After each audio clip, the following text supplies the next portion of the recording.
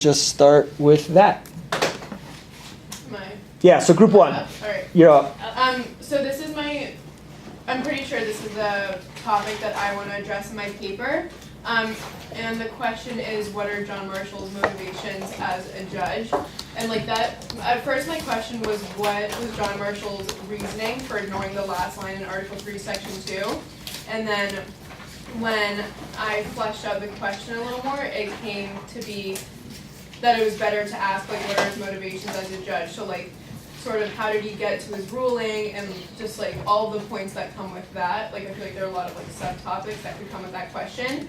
And so I just wanted to get also to discuss the question, but I also wanted to get people's ideas on, like, what they thought possible answers could be for that question. I don't know if how are you going? Oh, were you Yes. Okay, so I think I'm also like thinking about doing a similar topic, and I think it's important, like we were saying yesterday, to start with like what was going on politically at the time, because Marshall is a Federalist, like everything that was going on with the Federalists and the Democratic Republicans. So then like once we establish like about like what was going on in the political climate, it's important to see like who was he trying to protect. So like was he trying to protect like the authenticity of the Supreme Court? Because he doesn't like if Thomas Jefferson like ignores the writ of mandamus, then the Supreme Court looks like it has no power. So he could be trying to protect the Supreme Court, or he could be trying to protect the president. Like even though that's kind of unlikely because he doesn't really him that much. But I think just seeing who he's trying to protect. I think, I'm not going to walk through the entire argument, but I think a good place to start is talking about how John Marshall interpreted these things, and we've in the two laws, and we've sort of talked about how he leaves out the Constitution when he's talking about the power of the legislative branch. He purposefully excludes that from his rulings.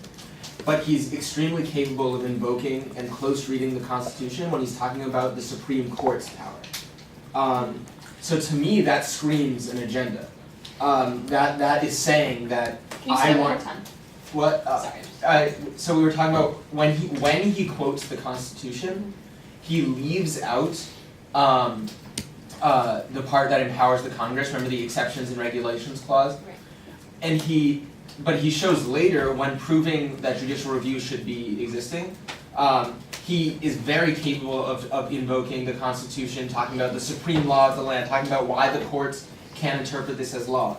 And he's very capable of close reading and using the Constitution, which to me means he purposefully left something out, which is an agenda. It means to me that he's trying to sort of jump the courts ahead power-wise of the legislative branch or of the executive branch even. Like it's clear that there is a motive to empower the courts or himself.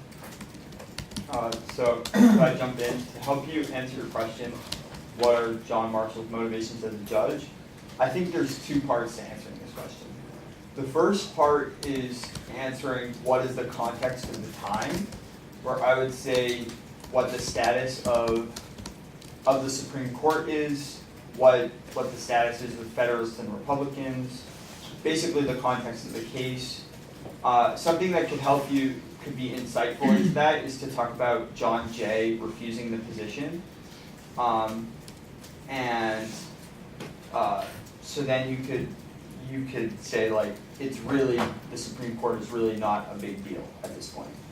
And then the second part to answering the question is a little bit alluding to what Ben said. It's about the multiple interpretations and what are the impacts of each possible interpretation, and to say why and what is achieved by the interpretation that Marshall chooses. There could be a little bit tying back to the first context and say, if in the first context the Supreme Court is a meaningless position, now Marshall wants to make it a meaningful position. And there's a before and after. You talk about changing continuity with that. Like before, no one cares about the courts. After, everyone cares about the courts. That's an easy that's where you can turning have point. a coherent thought of a motivation that happens.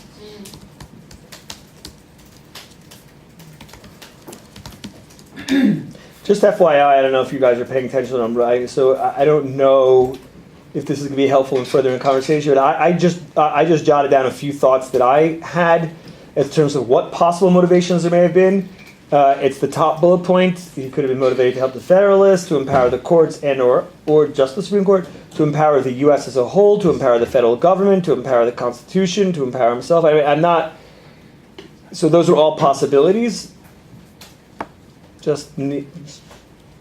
Yeah, that's all.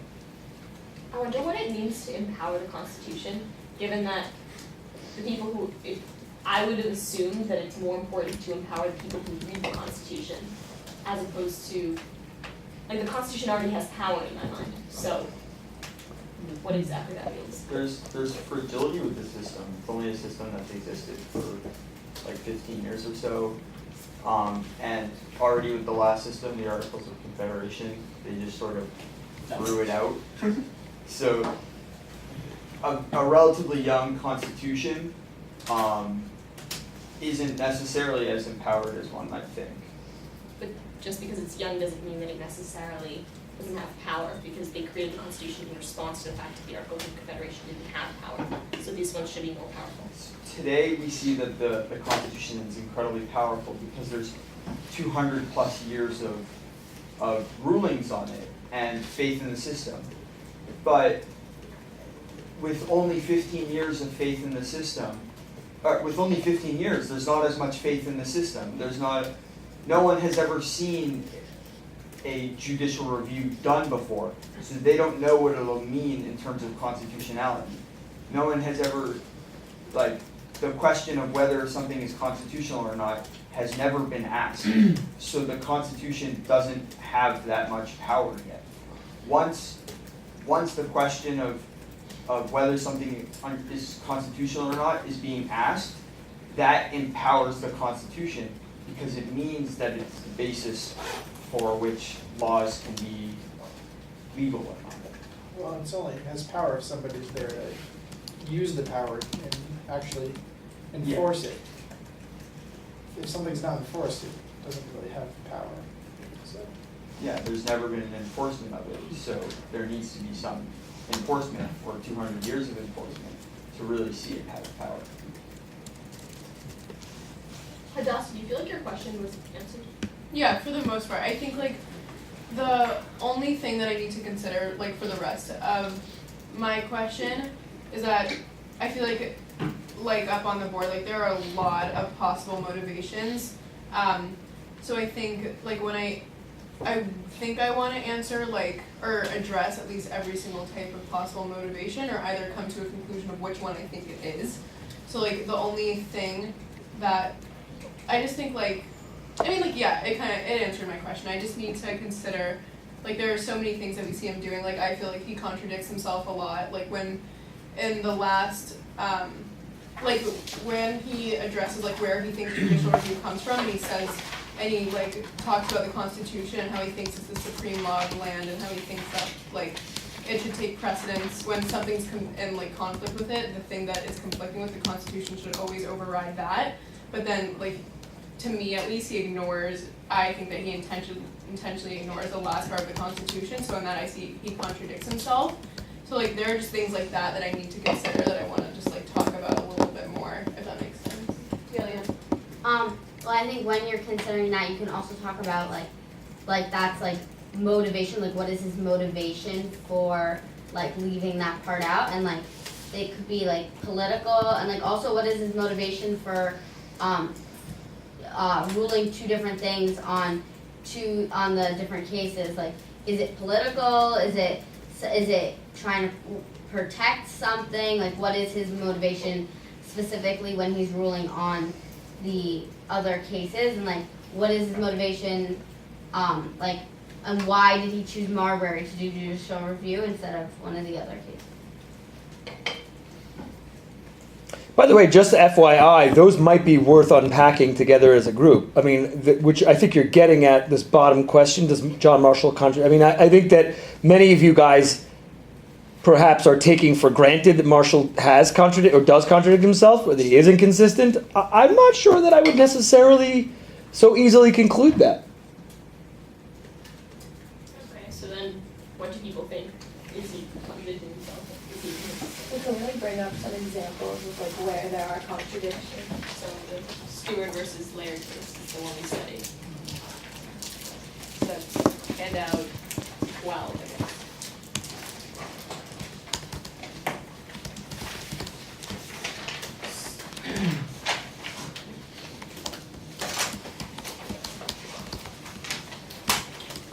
So basically from my understanding, an entire branch of judges was, like, not thrown away, but just, basically thrown away. And he chooses not to rule it, I guess, is how I understood that. People have different recognitions of what happens. I think that what Anna said was actually like a really important idea to consider why Marshall chose Marbury, because like the potential outcomes of Marbury were very different than of Stewart versus Laird, and the most, like the one that Marshall kind of knew would happen in Marbury, the only like possible choice for him was different. Like in Marbury, he knew that if he did anything against Jefferson would just ignore what he said. So he had to make a choice that would fit his motives. If we said that his motives are judicial review, getting it, establishing it, he had to say something that Jefferson would agree with, which was not giving Marbury his commission.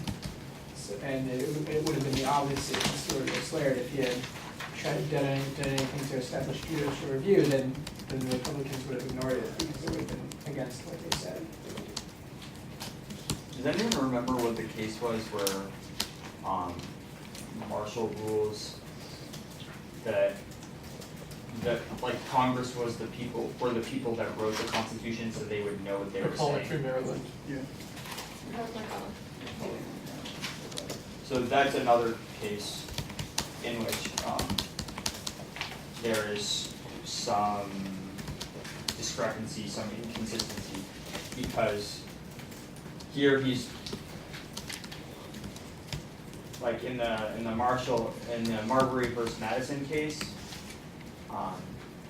he like goes against, I don't know where I'm going with this. It's that in the Marbury versus Madison case, he makes a ruling and he doesn't insinuate that Congress has the power to make rulings on the Constitution. But in the first one, he says that the Congress's interpretation of the Constitution is the correct one. So it's about where judicial review can be done. It's inconsistent.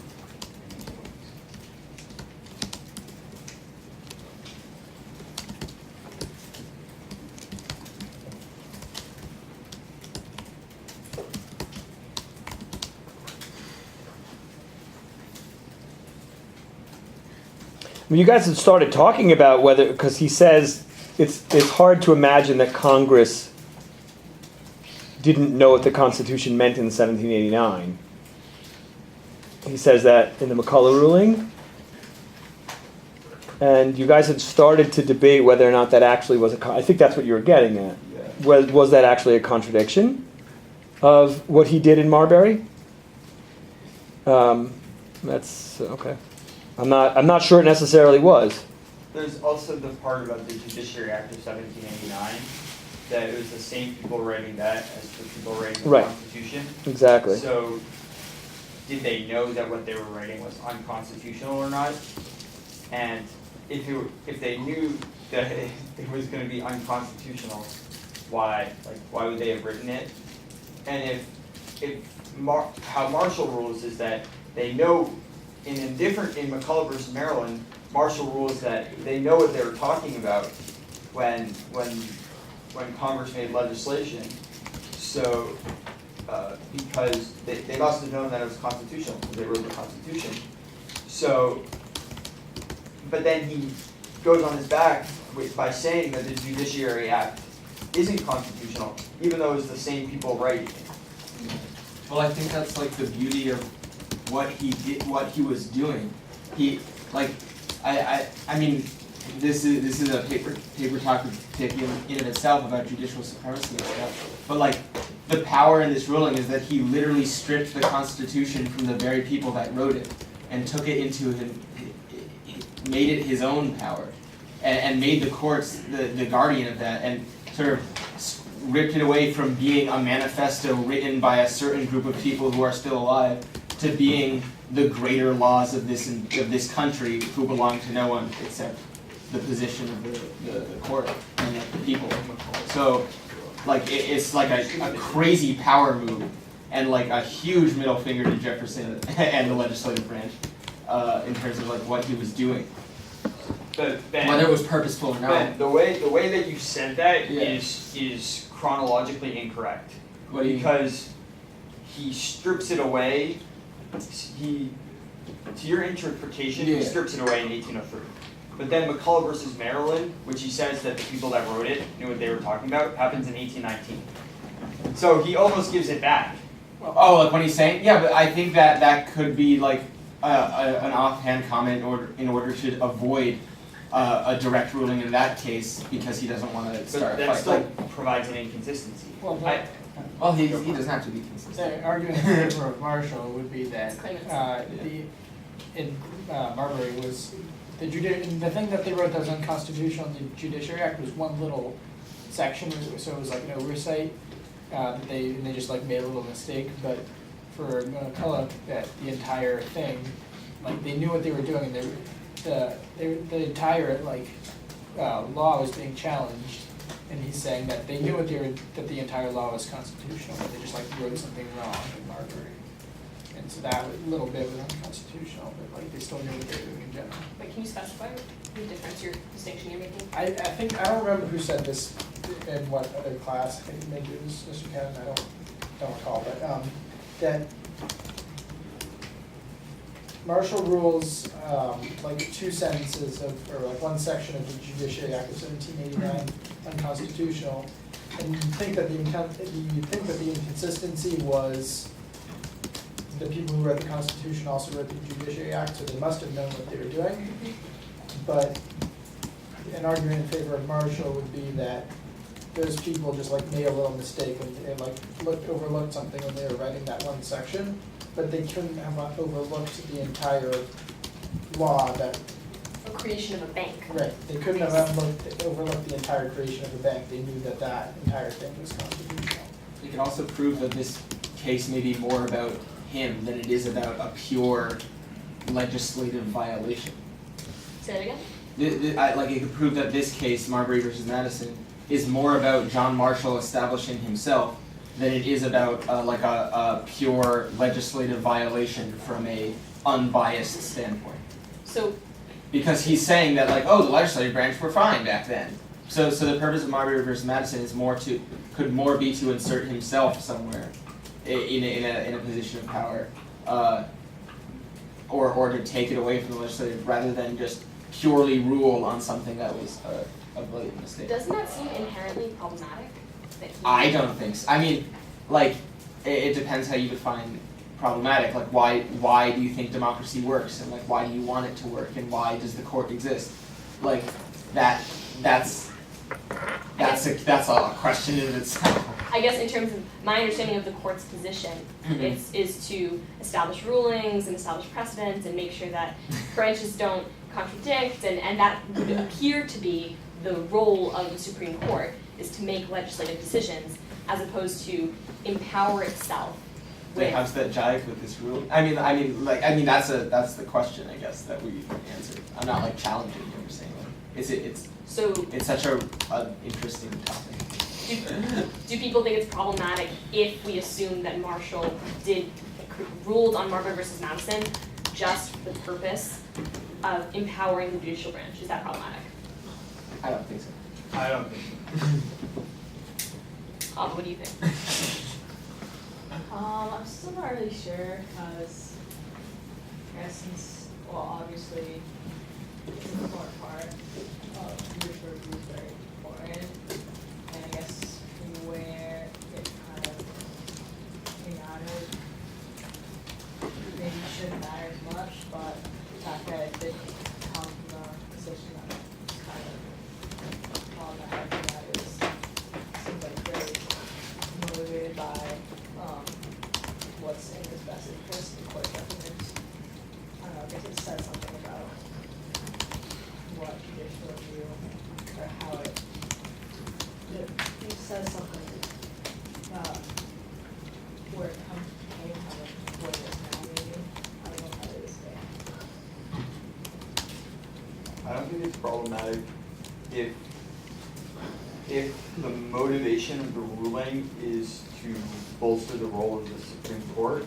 I think that part of a strong checks and balance system is all three sides trying to fight for to have the greatest power, and they're fighting against each other checks and balances out the power because they all are going, they're all trying to achieve something for themselves. And then So which of these bullets or whatever sub questions that I have in the top bullet would you say he was, Jacob? which of the motivations do I think? Yep. I think it's to empower the courts. That's how I see it. And maybe it's to empower himself because he's part of the courts and he wants his job to not be meaningless. But it sounds like you said that it was actually, there was something behind that it wasn't just about empowering the courts. The That Constitution, it's about, democracy, yeah. and then his empowering the courts is about empowering the Constitution. Or the system.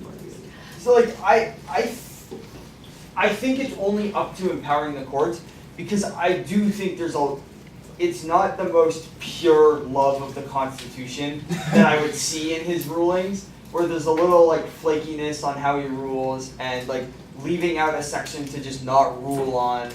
I don't necessarily know if it's the just like pure love of the Constitution that he's going for. I think what it is that it's just not problematic for the court system to try to puff their chest. But correct me if I'm wrong, did you say before that that he was trying to empower himself a little bit as well? I would say that it's theoretically possible that once he got to the court and he's like, my job is meaningless, I want my job to actually mean something, and the way of doing that is by empowering the courts. That's how he would empower himself. So let me just actually pause right there because I want to switch groups and I just want to actually use that as a segue to just a larger point that I want to make to everybody.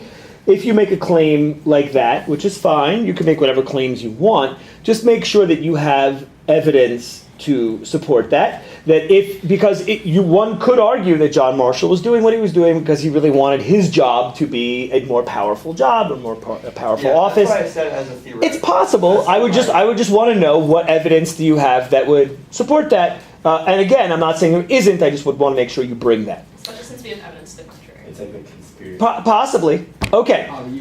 Group 2. I have no way to prove it. Group 2. Are you ready?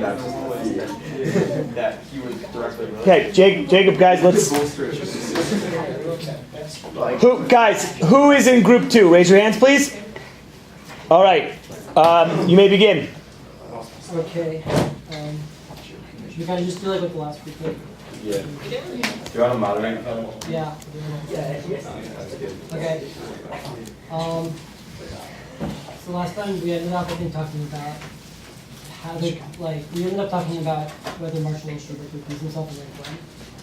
Should we talk about that, or we can Can we move on to yeah, a different one?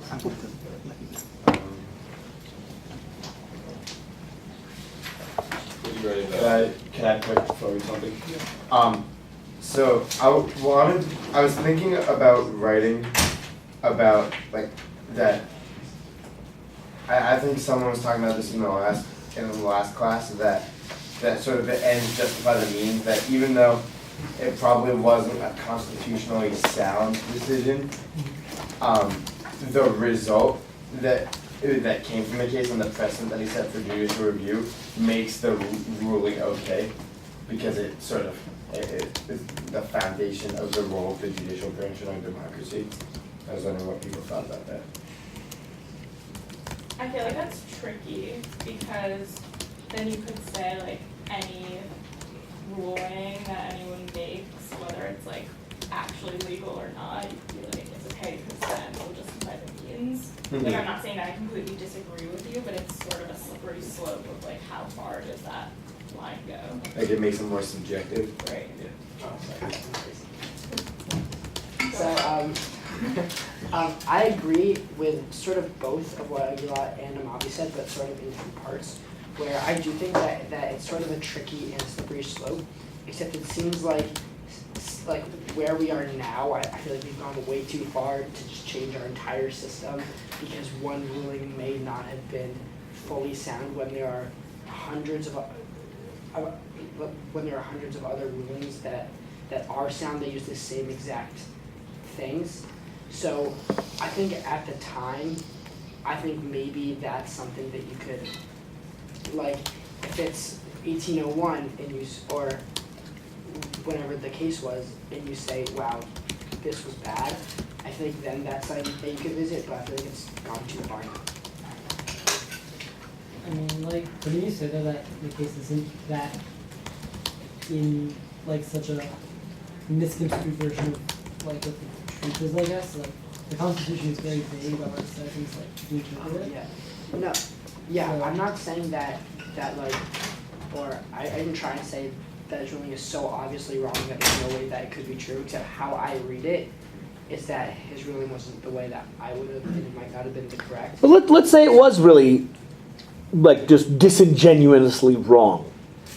I mean, I think your argument was there really aren't any implications. I think it is, except No, it's fine. So, but let's take that extreme. And I'm curious. Are you arguing that there really just aren't any implications for us today? We created the system. Now we move on. Well, yes, because I think that there's a precedent for it in the Constitution. So this case, while it might have been the first time that it was done, I feel like it's still there in the Constitution, and that's still in the intention of the system, because with Hamilton, who wrote the Constitution, or he was one of the writers with the Federalist Papers that we looked at, they talk about it. And with Jefferson, while he didn't write it, he was definitely like a part of the whole process. He talks about it like he assumes that a judicial review is something that exists. So I think that the case is less important. It's just the first time that it was used. Hold So on, it- did you say that it is in the that judicial review is in the Constitution? Yeah. So it was a legally sound decision. No, because I don't think that he used it in the right way. Because I You're just saying think like it the was- actual, like the reading of the Constitution and judiciary is incorrect. Would you change your opinion if you thought that it wasn't in the Constitution? Like if you thought the whole thing was wrong, he misread Article 3, there is no judicial review in the Constitution, he took a power that really wasn't meant for the court, would you still say, well, that's what we've got today, let's move on? Yeah, that was kind of my original question. Yeah, I would that's, still say that. yeah, so that's what I'm interested in. I mean, you if you want to defend John Marshall, that's fine, you can talk about that too, but that to me was, yeah, I'm curious. That, yeah, like do the ends of the fact that he basically built, he created what the Supreme Court is today. Does that justify the fact that, well, let's assume for now that his reasoning was not justified constitutionally? That's the question. Can you think of a concrete example of something that you might, want to change or do differently, or? What do you mean? Like in the ruling or now? No, you can't go back to 1803. So like now in the Supreme Court? Yeah, we could talk about whether or not the ends justify the means, but like ultimately, like what would be implications? When I say what are the implications for us today? Like, what would you have us do? Like how would the Supreme Court operate? I don't know. It could be anything. No, I like the way the Supreme Court operates today. That's why I was thinking about saying the way that Marshall created the system of judicial review may not have been sound in his reasoning, but it was okay because the system works. And just, Right. It's so hard to create a democracy. Not everything has to be constitutionally sound if it's successful. But would there be like other examples that could happen where in a situation where like something isn't legally sound, but we'll just say like the end by the means? The Civil Rights Yeah, Act. I The Civil Rights I'd like Act. to say that, like, it's probably not constitutional, except the court, they couldn't really rule against it, because like, Yeah. it's like, it's clearly what's best for the country.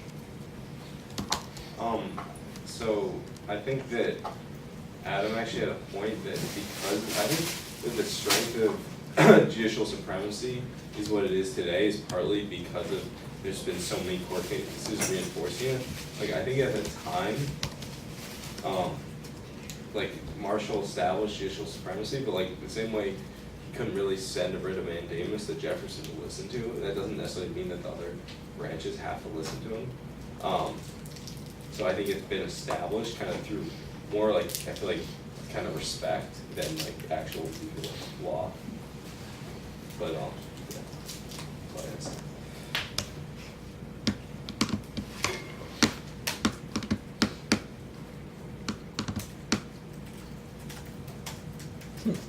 I guess I'm still left with this question of like, we can say now, after everything that's happened, after the Supreme Court has operated this way for years and years, that the ends justify the means, but at the time, could we have said that? Or like if something were to happen right now, like do we think the Supreme Court should have the power to just sort of decide what's right for the country because that's what justify the laws?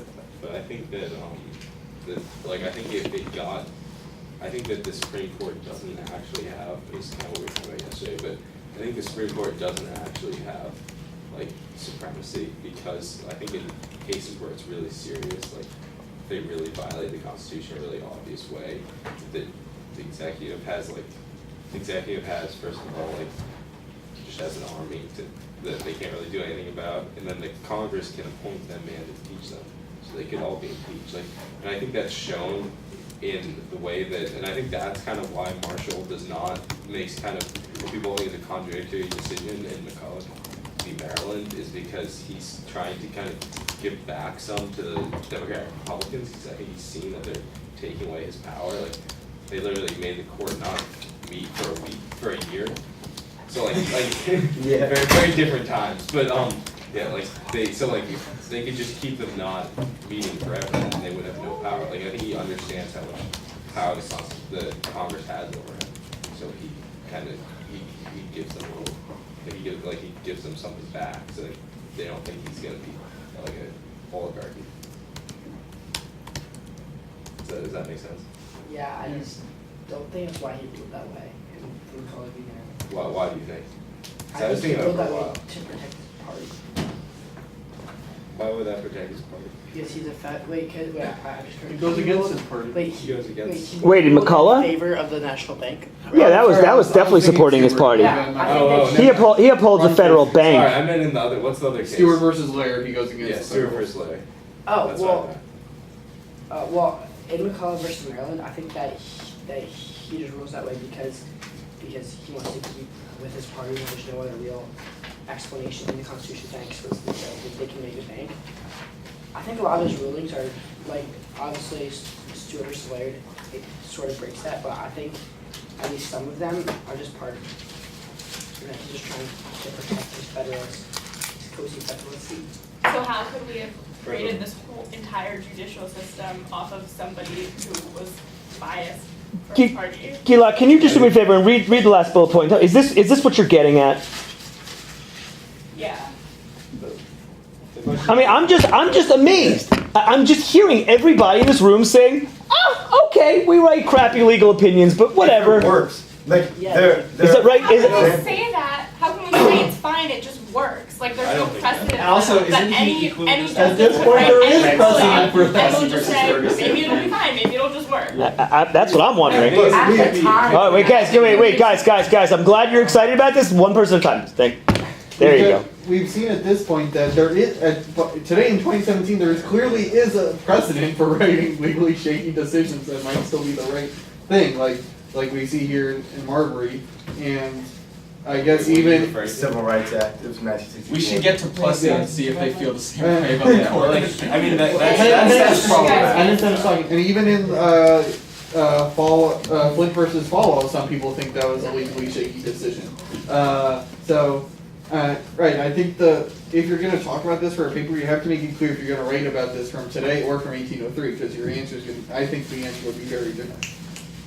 But, so where do we draw the line?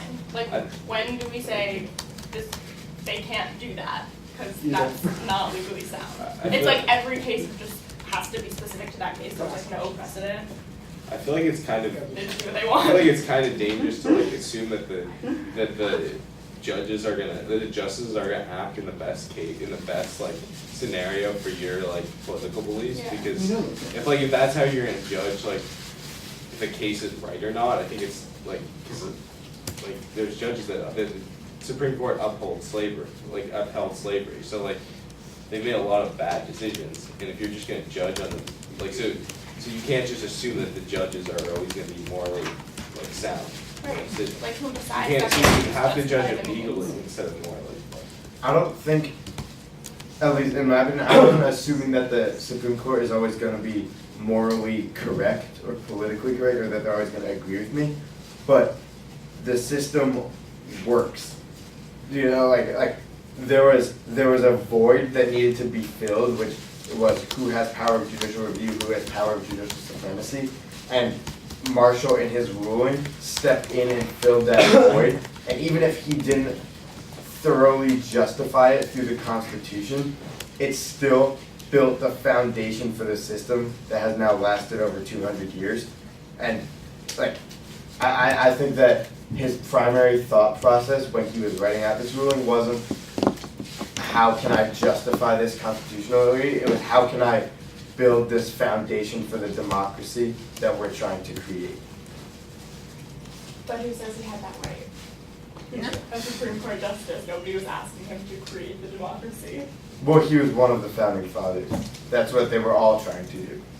He just did it he did it differently than Hamilton did it or than Jefferson did it, but he served a similar purpose. I think one of the things that makes it not that problematic for me is that I'm not convinced that he's the one who invented it. I think that it was always there. He was just the first one who used it.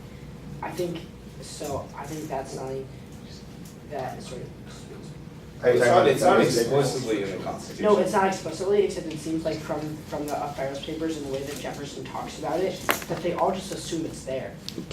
That's Yeah, true. I guess both sides of the argument assume it's there and better different, so that's the point. But Like, he's still, being the first one to use it is still an important step in the process. Yeah, except it's not like he made this up and just randomly said, oh, this is a power that I could do, that, and I could take advantage of the entire system. The system was there, it just hadn't been used, so like, I don't think it's as important of a step. But up until then, it had just been hypothetical. It was just a bunch of guys writing it down. John Marshall is the one who actually implements it, and he takes a huge risk, because if it doesn't work, then they have to go like back to the drawing board and try to figure out how to establish judicial review. But because he's the one who steps in and says, I'm gonna use it and we're gonna just see if it works, and then when it did work, now he's solved the problem of judicial review. Sure. I think going off what Adam said, I think, like I get what you're saying, how like it's in the Constitution, but then I think then if it was in the Constitution, then like you have to think of what is the significance that Marshall decided to use it on this case. Like he could have waited, like why did he have to do it here? I guess the real question is like what would have been his alternative? Like, Stewart the versus rule, Blair. either Or rule McCarthy, one way. Maryland. Not which case would have been the alternative, what would have been his alternative Oh, he on could've- Marbury versus Madison? He could have read the exceptions clause as saying that Congress, they can take away but not add powers to the Supreme Court, which means that wouldn't have had a jurisdiction. Oops. and then, oh wait, That's judicial review. Or he yeah, could yeah, have I bet. I just, think or he that's could have off just my head. ruled in favor of Marbury or Madison. Right, but then like we've discussed, discussed it. the Yeah, that's issues true. with Yeah, either yeah, president. true. I mean, I think the real alternative would have been for him to recuse himself, which I think he should have done. But then the rest of the court is stuck in the same problem. And they're not smart. But It's not, We it's see not, that's pretty true. it's not really the same problem, because he was so involved that Yeah. like he can't rule in favor of Madison because then he's ruling in favor of his party, which is like a very troubling thing. No, And then- against his part. Okay, Marbury's attorney. okay, he can't rule against Marbury, sorry, mixed up. Because then he's ruling against his party, and he can't rule with Marbury because then he loses all of his power. Well, Or he could recuse himself, and then if the rest of the Supreme Court justices had ruled in favor of Marbury and given that writ of mandamus, then Madison and Jefferson could have been like, fine, we'll do it, it's a justice of the peace, who cares, and Marshall didn't get to like beat us, and like we're not going up against Marshall. He could have easily recused himself and just wriggled off the hook that way. And I think, Sarah, you're asking why did he choose to establish the precedent of judicial review here, as opposed to doing that. You could have done what Maya's been saying all along and just say no to question 1, which I don't think I think is the wrong thing to do, but that is a way he could have gotten out of it. Just saying that he just shouldn't have the writ in the first place. But doesn't that give the Secretary of State all that power to basically veto any presidential appointee? Yeah, that's why it's the wrong decision. Right, okay, so he couldn't have done that, because that's like potentially There's devastating. clarification for that. Another question is, should he have even ruled on the merits?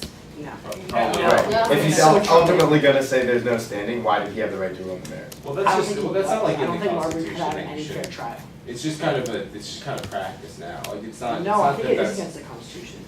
You know, to rule on the standings, Yeah, because how could it, so I if think it's that, wrong there. if that case actually went back to the trial court, there's no way that it could have been a fair trial Yeah. after someone else already ruled on the merits of Right. the case. Oh, that's Like, true. More just like made Because then they could just appeal to the Supreme Court knowing what he's gonna say, because he Yeah, already said It what could he have been a fair believes. case. Right.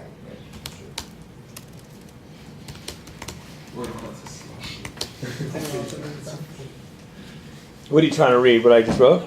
Yeah. What? David Ted's in the way. What? David Ted is in the Ah. way. Is it better? Yeah, thank you.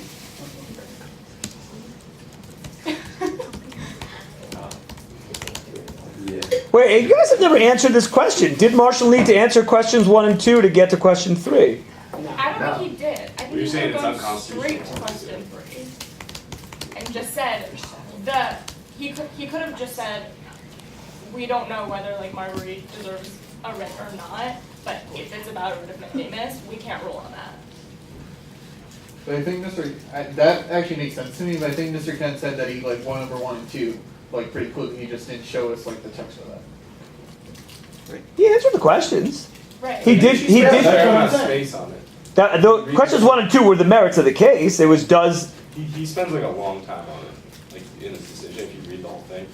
So you could, But I'm saying it shouldn't have, I mean, they should have figured out whether there was standing before even looking at the merits. I don't think that. So then there shouldn't wasn't standing be question 1? If you Yes. Yeah. it should be, but it's not.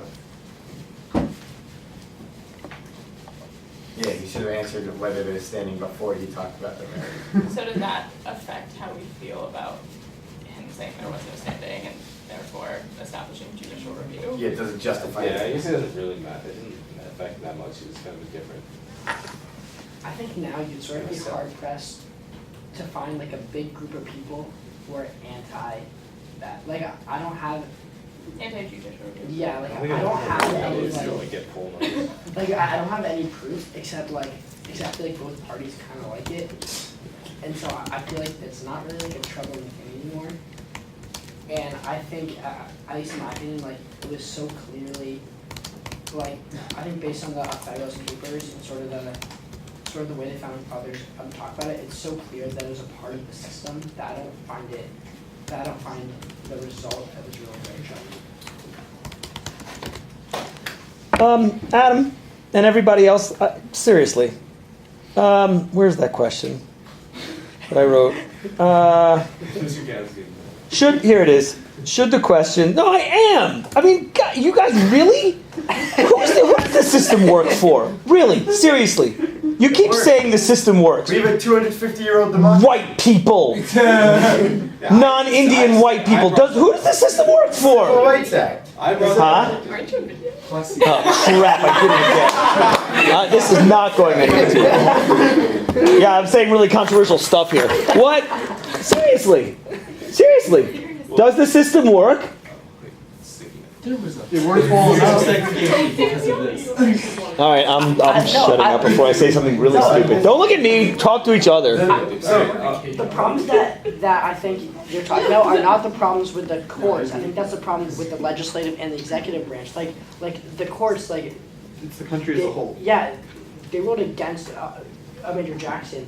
It's not their fault that he just chose to ignore that, and it's not, and so of course when they ruled in favor of slavery, like that was awful. Except like that was like the ideas of the country at that point.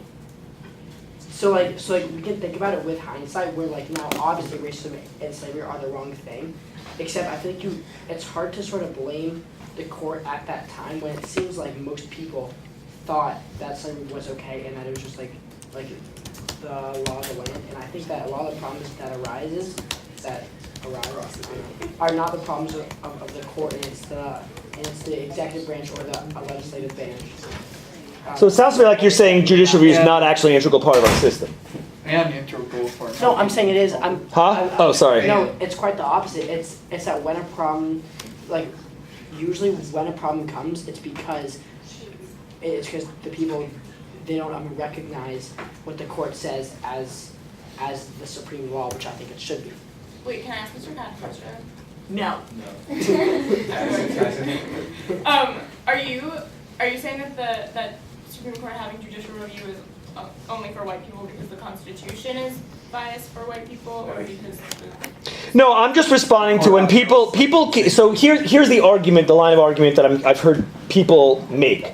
Many people make, and in fact, and the reason I'm saying it's most of the class is because, guys, please stop. Is because when people make this argument, I have not heard anybody push back. So I'm assuming people agree with it. That here's the argument. Well, okay, this is a compromised. Marbury is a compromised ruling for probably 37 different reasons we named. He argues merits when he shouldn't have argued merits. That undermines the ruling. He makes contradictory statements in McCullough. He rules Stewart v. Laird not unconstitutional. His ruling, his reading of Section 13 is problematic. His ruling on what Article 3 says is problematic. I don't need to go on. Right. So my God, this foundational ruling that created judicial review is flawed from start to finish. And I could just ascribe so many problematic reasons to why John Marshall did that, and yet I'm okay with that because I kind of like the way things are. Yeah. That's what I'm hearing people saying, and that's what I'm just flabbergasted by. Civil Rights Act. Wait, can I? Is that Me too. helpful? Okay. So then make your classmates say something to defend you in a way that you're going to say, okay, I get why you think that now. Alright. Can I? Now I'm angry, damn it. Yes, sorry. Well, go I ahead. said I did bring up the Dred Scott case earlier. I just want to point that out. But okay. But it's not video. What was he saying? Oh, yeah. I think that it is problematic Adam said that the court should rule along with the court rules along with the time, the current mood in the country. And I think the whole purpose of the court is to do the opposite of that and kind of check the legislative and the president, because the whole point of legislative and the president is to be elected by what the mood of the country is. Donald Trump is elected because that's kind of the mood right now. So if there's nothing to check some more extreme things, it's not the president can be really extreme, but he can't be that extreme because the court will just strike down things. And the same with Congress. So there's times in America where the majority of the people have had really extreme politics, and you need something to check that.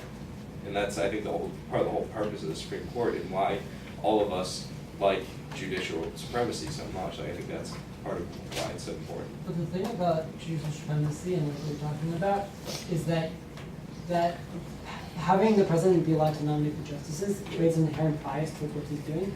Like Neil Gorsuch would probably vote. Actually, I can't say that for sure. But I mean, what I'm saying is that people in the past have nominated justices who they deem like would admit more of their policies, read in a certain way. Like Antonin Scalia read stuff completely differently than everyone else, and like many people say he's like.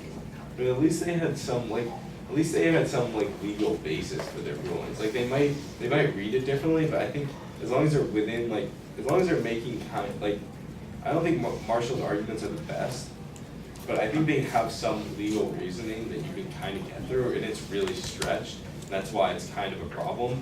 But I think a lot of the judges, even if we don't agree with their decision, they've had pretty strong legal reasoning in most cases. And I think that's important. Like I don't think they can just make whatever case they want.